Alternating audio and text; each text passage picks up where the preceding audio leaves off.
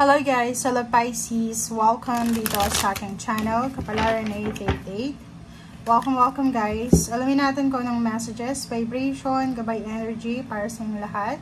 So, ang message na ito is random message siya. So, aalamin lang natin kung ano yung gustong iparating sa'yo. Kung tungkol siya sa relationship or sa money or sa general. Tingnan lang natin kung ito ay swak sa kung ano yung pinagdadaanan mo sa ngayon. Okay. Pisces. Okay. So, meron ka ditong 3 cards. Kung makikita mo, merong Emperor, 3 of Cups, and then Death card. And yung energy na to is parang sinasabi na may mga Pisces na pwedeng medyo confused or medyo nawawalan sila ng pag-asa or pwedeng nawawalan sila ng interest sa ginagawa nila. Or pwedeng yung iba naboboring. Pwedeng ganon. Kung makikita mo dito, sinasabi na patapos na to diba? Like, naghihintay ka kung ano man tong hinihintay mo. It's either naghihintay ka ng collaboration, salary increase, lump sum, incentives, literal na empowerment, diba? Like healing, emotional healing, financial healing, spiritual healing, physical healing. If may mga parang sakit or may mga dinadamdam kayo. Yung 3 of Cups is celebration. So, parang nakikita ko siya dito, may hinihintay ka na isang possibilities or opportunity dito na siya yung parang magsasabi kung anong gagawin mo dito sa 3 of Cups. Kung itutuloy mo ba yung plano mong celebration or fiesta or anything na may kaligayahan. Sorry, or kasiyahan, parang gano'n. So, tingnan mo dito. Atong 4 na Emperor is parang ang tagal-tagal nyo nang naghihintay tagal yun lang naghihintay, pwedeng naghihintay na makapagpatayo ng bahay, makabili ng bahay, mabayaran yung bahay. So, stability siya. It's either stability sa loob ng tahanan, it's either stability sa emotional, diba? Yung mga relationship natin, sa pera, or pwedeng yung paniniwala natin sa Panginoon. So, at last, diba? Death card kasi is ending. So, sinasabi sir dito na kung ano man to na kailangan magtapos, ay posibleng magtatapos, pero in a positive way siya. Okay? Yung mga hindi magandang bagay o hindi mga dapat nang i-treasure, parang yung mga situation, events, emotion, habits, or energy na hindi mo na kailangan, ay kailangan nang umalis talaga sa energy mo. Okay?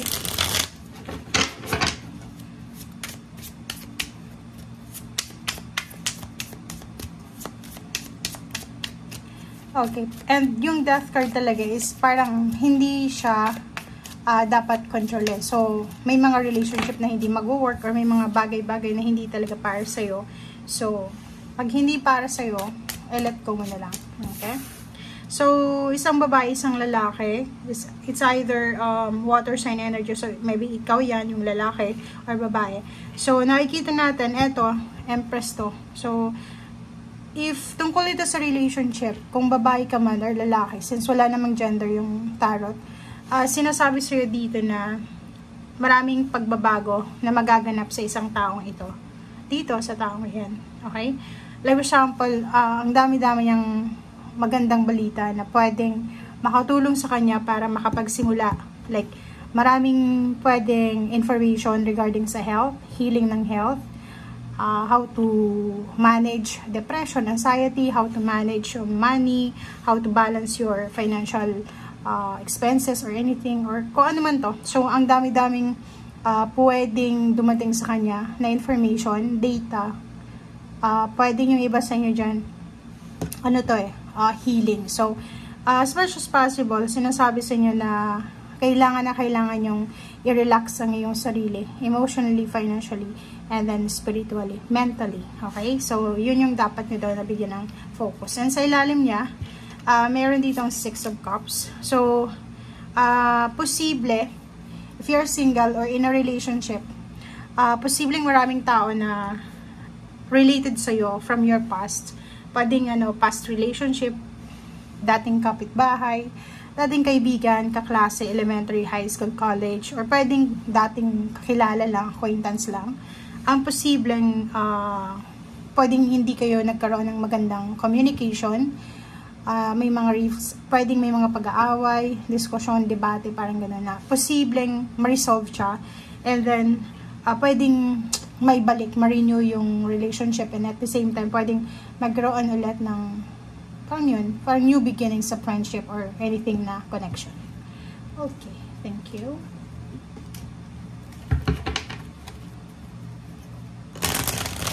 Okay, ano pa ba? So, yun. Okay, so 3 of Wands. And wow. So, ano man itong matagal mo nang hinihintay. So, pwedeng 3 months ka nang naghihintay, 3 years.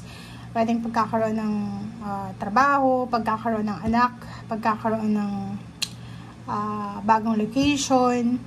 Sinasabi ng bra sa'yo dito na patiently waiting ka sa pagbabagong magaganap. But nandito yung Wheel of Fortune in upright position.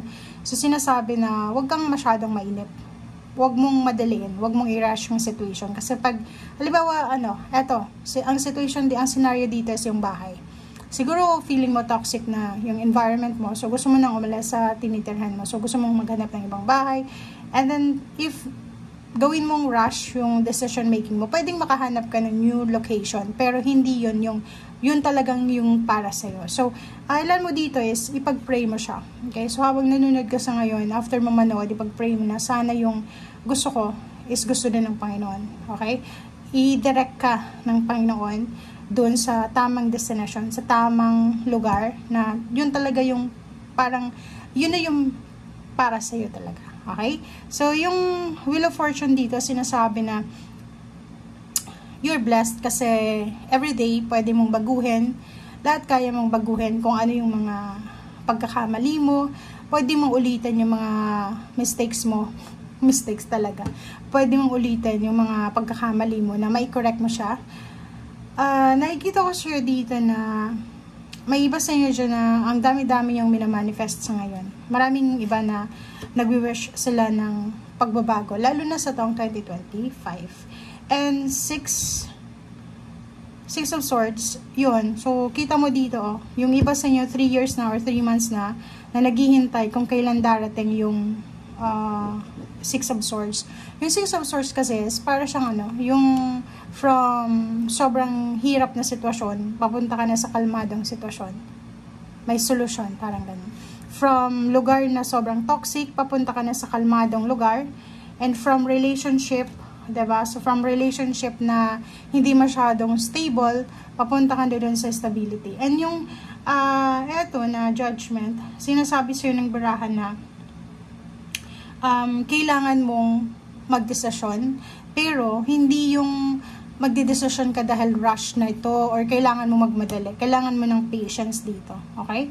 So, sinasabi sa'yo dito na kahit sobrang pagod ka na sa paghihintay, pagod ka na sa kung ano man tong gusto mong gawin, hindi mo magawa kasi parang feeling mo restricted ka, tuloy lang, and wag mong isusuko siya. Kasi yung 5 of Swords, sa sobrang pagod na itong taong ito, pwedeng isuko niya na lang parang okay, give up na ako. Pero hindi.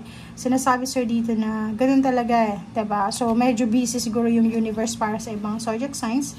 So, sinasabi sa'yo na konting tiis pa. Okay, 9 of Cups, may incoming celebration, may incoming financial, emotional, mental, and spiritual happiness or anything na granted yung mga wishes mo, fulfillment, and achievements. And nakikita ko siya dito, marami kang hinahang na occasion, plano. So, like for example, may iba sa inyong, ang dami yung travel plans, mga plano for the next few months or even next year, ang posibleng matutuloy na siya. Okay? So, 10 of Cups, nandito yung 9 of Cups, 10 of Cups. So, sinasabi ng bara sa'yo dito na on the way ka na papunta talaga doon sa 10 of Cups, which is yung overall happiness ng buong family. So, nakikita natin dito may mga parang sinasacrifice ka na oras, energy, or pagkakataon para sa pamilya mo. So, nakikita ko sir dito na lahat ng efforts mo, lahat ng ginagawa mo, itinanim mo, ay magha-harvest ka niyan. Ang harvest season mo is soon. So, sinasabi na yung completion, yung fulfillment is on the way na. Yung success and revelation. So, etong The World card, sinasabi sa'yo dito ng The World card na lahat ng plano, magsisimula siya sa maliit na plano, papunta siya doon sa mas malaki until na mag-succeed ka. So, parang ganun. So, nakikita ko sir dito na sobrang powerful yung energy mo, sobrang fiery, sobrang parang first sign energy yung nakikita ko sa inyo dito. So, ang gagawin nyo sa ngayon is ituloy nyo lang kung ano yan. Okay? So, eto naman, it's good news regarding money. So, maraming magagandang balita dito na pwedeng magdala sa'yo ng satisfaction. Diba? Yung satisfied ka, accomplish ka sa kung ano man itong hinihintay mo. Ang problema lang is may number 7, 7 of Swords. Ingat-ingat ka, lalo na sa mga air signs energy, Gemini. So, literal, hindi naman dapat mag-ingat. Awareness lang to eh. Kasi parang sinasabi na, yung darating sa yung pera, it's a lump sum of money. It's tangible. Material siya. So, ang pag-ingatan mo lang is yung pagpamanage. Kung paano mo i-manage siya, or kailangan mong ingatan yung paglalabas nito. Okay, paano mo ilabas yung salaping ito, paano mo siya invest, and at the same time, hindi lang naman pera yung sinasabi sa'yo dito. Kailangan mong pag-ingatan yung oras mo, yung energy mo, yung time mo, yung love, lahat ng nilalabas mo, kailangan mong pag-ingatan, okay? So, thank you guys for watching and see you again. Bye!